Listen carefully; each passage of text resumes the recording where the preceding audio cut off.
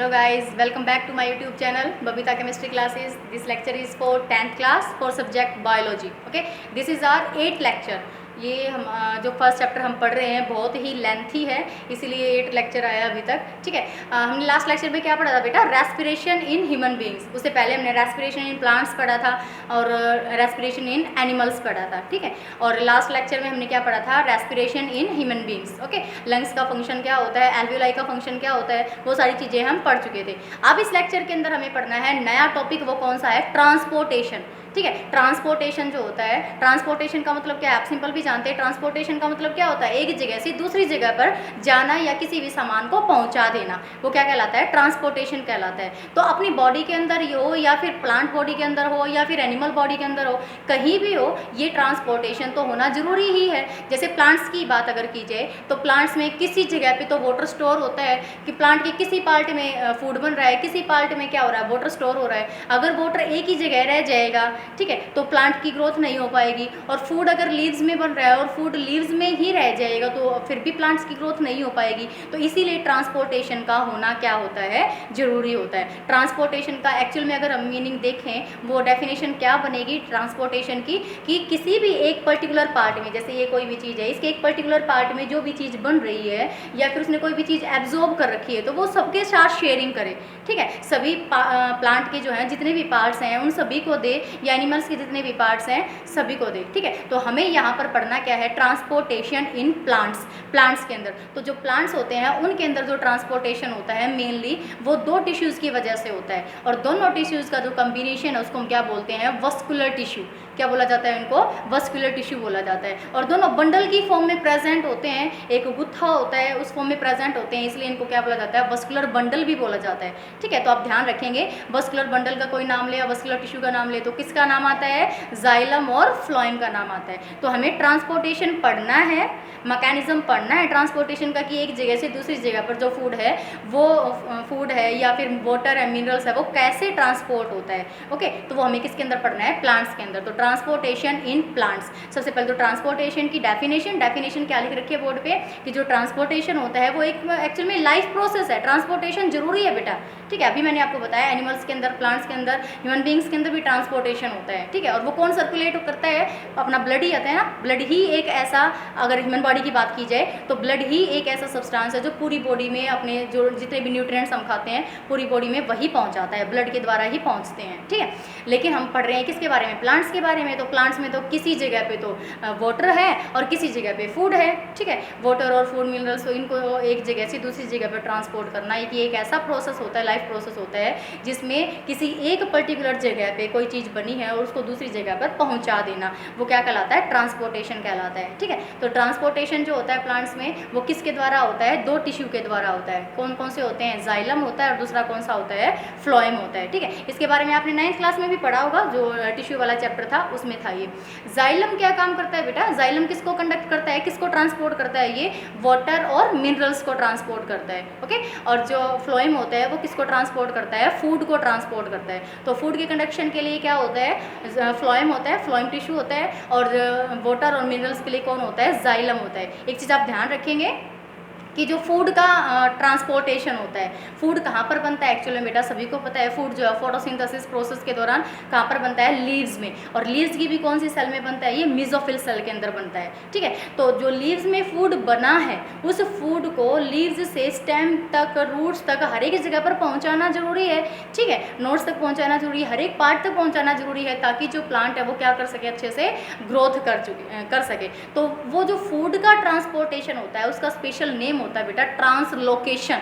उसको हम क्या बोलते हैं? ट्रांसलोकेशन बोलते हैं। ठीक है, इस चीज़ को आप ध्यान रखेंगे, टर्म को ध्यान रखेंगे कि जो फूड का ट्रांसपोर्टेशन होता है प्लांट्स के अंदर उसको हम क्या बोलते हैं? ट्रांसलोकेशन बोलते हैं। क्लियर हो गई बात? अभी तक हमने क्या पढ़ा कि जो ट्रांसपोर्टेशन होता है किसका? फूड वाटर और मिनरल्स का, वो किसके थ्रू होगा? जाइलम के थ्रू होता है। फूड का ट्रांसपोर्टेशन किसके थ्रू होता है? फ्लोएम के थ्रू होता है। ठीक है, फिर जाइलम के भी दो पार्ट्स होते हैं, वेसल्स होते हैं, ट्रैकेट्स होते हैं, इन दोनों के अलग अलग काम होते हैं, थोड़ी स्ट्रक्चर अलग अलग होती है इनकी। ठीक है, और ये काम करते हैं अलग अलग। एक्चुअल में रूट्स हैं, जो रूट्स ने क्या किया, पानी को एब्जॉर्ब किया है ना, रूट्स ने पानी को एब्जॉर्ब किया, किसके थ्रू, रूट हेयर्स के थ्रू। फिर वो क्या होगा, कहाँ पर जाना स्टार्ट हो जाएगा, वो जाइलम में, जाइलम वेसल्स में जाना स्टार्ट हो जाएगा। वो कैसे होते हैं, उनके बीच में पिट्स, सॉरी ये क्या होती हैं, लॉन्ग ट्यूब्स होती हैं, और ये पाइपलाइन की तरह काम करती हैं। कौन, जाइलम वेसल्स किसकी तरह काम करती हैं, पाइपलाइन। जैसे पाइपलाइन, इस पाइप से मैंने एक ये पाइप जोड़ दी, फिर आगे एक पाइप और जुड़ जाए, तो जिसके अंदर से जो है गैसेज है या जो ये होते हैं वाटर होता है, उसकी सप्लाई जो है अच्छे से हो जाती है ना, ठीक है। तो इन पाइपलाइन में से ही ये अपने आप को इस तरीके से अरेंज कर लेती हैं कि भाई अंदर से वाटर का जो ट्रांसपोर्टेशन है वो आसानी से हो जाए, ठीक है, या फिर मिनरल्स का ट्रांसपोर्टेशन आसानी से हो जाए। और जो वेसल्स ये होती हैं, जाइलम ट्रैकेट्स होते हैं, इनके बीच में पिट्स प्रेजेंट होते हैं, गड्ढे प्रेजेंट होते हैं इनके बीच में, ठीक है, जो एक जगह से दूसरी जगह पर जो है वाटर का अच्छे से ट्रांसपोर्ट कर सकते हैं, ठीक है। तो ये किसके बारे में था, जाइलम ट्रैकेट्स और जाइलम वेसल्स के बारे में। मैं आपको बता देती हूँ यहाँ पर, फिर से देखो एक बार, ट्रांसपोर्टेशन की डेफिनेशन लिखी हुई है कि भैया एक लाइफ प्रोसेस होता है जिसमें एक सब्सटेंस जो है किसी भी एक पार्ट में बन रहा है प्लांट के, तो उसको दूसरी जगह पर पहुँचा देना, बॉडी के दूसरे पार्ट पर पहुँचा देना, ठीक है। तो ट्रांसपोर्टेशन इन प्लांट्स दो टाइप से होता है, मतलब दो टिश्यू करते हैं, एक तो जाइलम टिश्यू होता है और दूसरा कौन सा होता है, फ्लोएम टिश्यू होता है। जाइलम टिश्यू जो होता है वो किसको ट्रांसपोर्ट करता है, वाटर और मिनरल्स को ट्रांसपोर्ट करता है, और जो फ्लोएम होता है वो किसको ट्रांसपोर्ट करता है, फूड को ट्रांसपोर्ट करता है, ठीक है। अब असेंट ऑफ सैप, सॉरी यहाँ पे असेंट ऑफ सैप,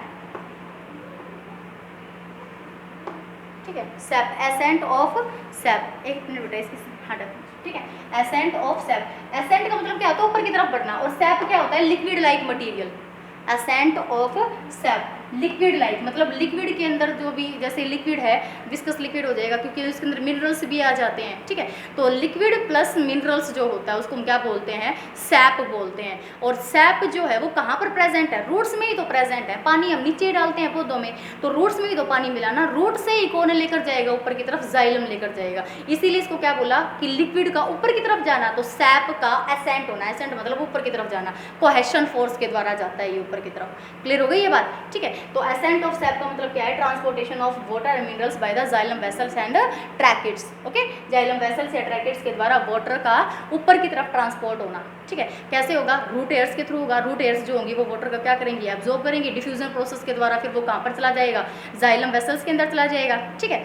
तो आगे देखो, vessels and xylem tracheids, okay, दो पार्ट होते हैं। जाइलम वेसल्स कैसी होती है, नॉन लिविंग होती है, लॉन्ग ट्यूब होती है, पाइपलाइन का काम करती है, जो मिनरल्स को ट्रांसपोर्ट कर सकती है, ठीक है। और ये बहुत ज़्यादा डेड सेल से मिलकर बनी होती है, जो एंड टू एंड जुड़ी हुई होती है। अभी मैंने आपको बताया, इसके साथ मैंने ये जोड़ दिया, ठीक है, ये पाइपलाइन बनी, इसके साथ मैंने ये जोड़ दिया, तो इस तरीके से लंबी पाइपलाइन बनती चली जाती है जिसमें से मिनरल्स जो है वो आसानी से ट्रांसपोर्ट कर जाते हैं। नेक्स्ट आता है फिर जाइलम ट्रैकेट्स होता है, ये लॉन्ग लंबी होती है, पतली होती है, इनके बीच में पिट्स प्रेजेंट होते हैं। पिट्स क्या होते हैं बेटा, गड्ढे, ठीक है, वो गड्ढे प्रेजेंट होते हैं जिसकी वजह से वाटर जो है वो में से ट्रांसपोर्ट एक जगह से दूसरी जगह पर आसानी से हो जाता है, जो क्या करता है, कंडक्ट करता है, ठीक है। किसको, वाटर को कंडक्ट करता है, अभी मैंने बताया आपको, ओके। ये हो गया होगा, नोट डाउन कर लो इसको या फिर इसका स्क्रीनशॉट ले लो जल्दी से।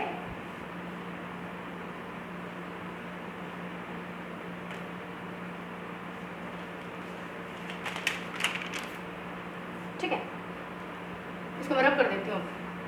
अच्छा, इसमें एक चीज़ आप नोट डाल के लिखेंगे कि जो भी रेस्पिरेशन के दौरान जो 1 to 2% जो वाटर एब्जॉर्ब किया जाता है, ठीक है, रेस्पिरेशन में वो यूज हो जाता है, कितना, 1 to 2%, ठीक है, 1 to 2% जो है वो यूज हो जाता है फोटोसिंथेसिस के दौरान। मतलब टोटल वाटर जो एब्जॉर्ब किया जाता है जाइलम वेसल्स या ट्रैकेट्स के द्वारा, उसका 1 से 2% जो पार्ट है वो फोटोसिंथेसिस में यूज हो जाता है, और कुछ जो है पार्ट वो ट्रांसपीरेशन के थ्रू, मतलब कि लीव्स में से जो पानी है उसके स्टोमेटा के थ्रू जो वो है वो बाहर निकल जाता है। उसके प्रोसेस को हम क्या बोलते हैं, ट्रांसपीरेशन बोलते हैं, ठीक है। पानी का लीव्स में से भाप बनकर उड़ जाना, ठीक है, मतलब कि पानी का चले जाना, वो क्या कहलाता है, transpiration. Loss of water from the leaves, ठीक है, by the action of stomata, okay. लिख सकते हैं आप इसको, ट्रांसपीरेशन को, transpiration, the loss of water,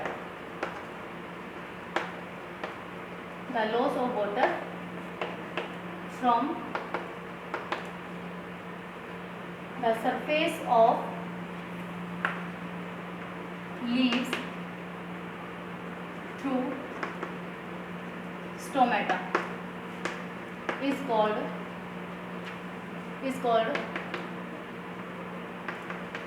transpiration, ठीक है, उसको हम क्या बोलते हैं, ट्रांसपिरेशन बोलते हैं।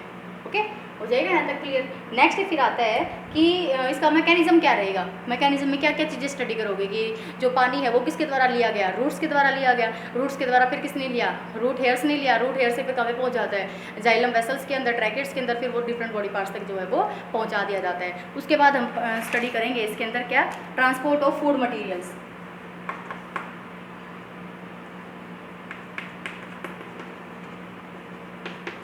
ट्रांसपोर्ट ऑफ फूड मटेरियल्स, ठीक है, ट्रांसपोर्ट ऑफ फूड मटेरियल्स। जो फूड मटेरियल है उसका ट्रांसपोर्ट, तो आपको पता है कि जो फूड मटेरियल है उसको कौन ट्रांसपोर्ट करता है बेटा, फ्लोएम टिश्यू। तो लिखेंगे आप इसमें, food is transported by, food is transported by phloem, ठीक है, tissue. Food is transported by phloem tissue and this process is called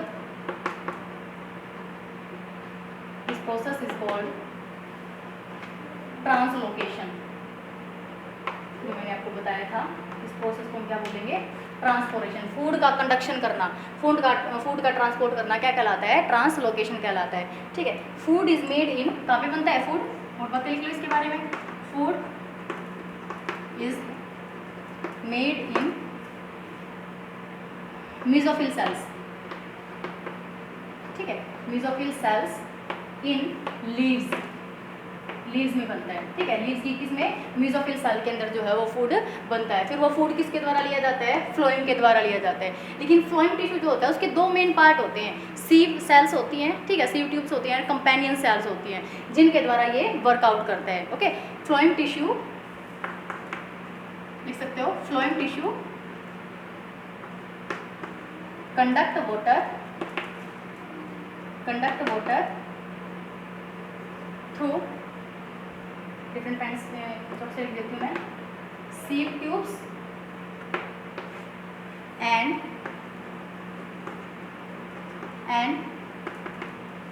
companion cells, sieve tubes and companion cells, ठीक है। तो इनके दोनों के बारे में हम पढ़ेंगे। सबसे पहले पढ़ेंगे सीव ट्यूब्स के बारे में, सीव ट्यूब्स, ठीक है। इनके पास न्यूक्लियस नहीं होता, ये जो ट्यूब्स होती हैं, इनकी जो सेल्स होती हैं सीव ट्यूब्स की, उनके पास न्यूक्लियस नहीं होता। दे डू नॉट हैव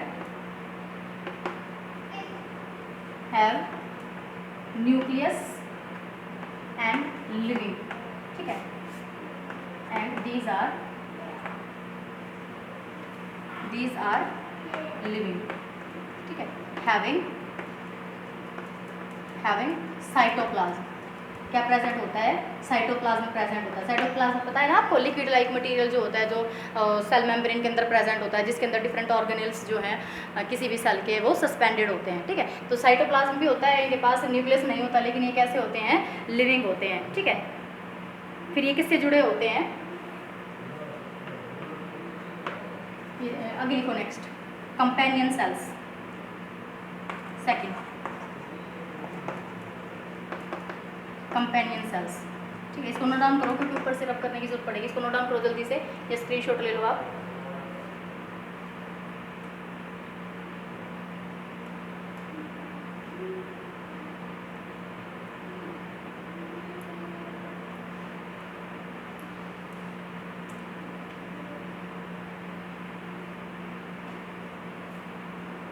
इसके बारे में एक चीज़ लिख लो,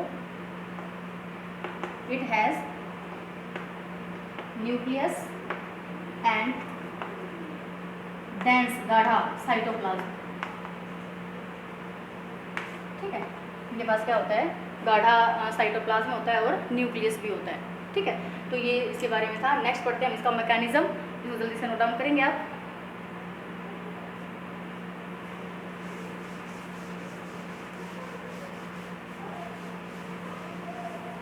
मैकेनिज्म में है क्या बेटा कि जो फूड है वो कहाँ पर बनता है, मेसोफिल सेल के अंदर बनता है, ठीक है।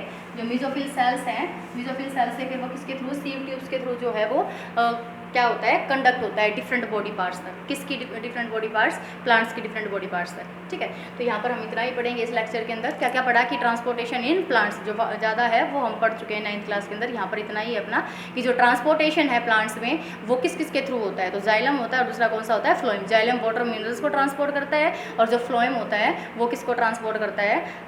जो वो फूड होता है, ठीक है, फूड को ट्रांसपोर्ट करता है। और फूड का ट्रांसपोर्टेशन क्या कहलाता है बेटा? ट्रांसलोकेशन कहलाता है, ठीक है। तो इनके आप नोट्स बना लेना, इनको पढ़ लेना, अच्छे से याद कर लेना, ठीक है। ये इंपॉर्टेंट टर्म है जो पूछी जाती है। नेक्स्ट पढ़ेंगे हम जो है वो कौन सा है? ट्रांसपोर्टेशन इन ह्यूमन बींग्स, वो हम नेक्स्ट लेक्चर में पढ़ेंगे। इस लेक्चर में इतना ही था। अगर आपको वीडियो पसंद आई हो तो वीडियो को शेयर कीजिए, लाइक कीजिए, कमेंट कीजिए। Thank you.